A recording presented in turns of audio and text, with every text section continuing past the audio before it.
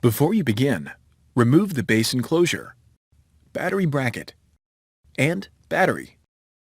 Removal. Remove the 5mm P1 Phillips head screw that secures the right speaker to the top cover. Lift the right speaker off of the alignment pins on the top cover and set aside.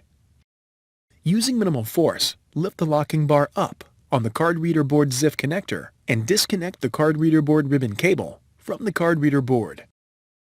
Remove the 3mm P1 Phillips head screw that secures the card reader board to the top cover. Lift the card reader board off of the alignment pins and remove.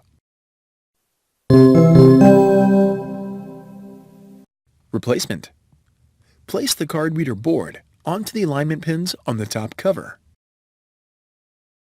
Replace the 3mm P1 Phillips head screw that secures the card reader board to the top cover. Insert the card reader board ribbon cable into the card reader board ZIF connector on the card reader board and press the locking bar down to lock the cable into place. Place the right speaker onto the alignment pins on the top cover. Replace the 5mm P1 Phillips head screw that secures the right speaker to the top cover. Thanks for watching. Please click subscribe for more videos and weekly updates.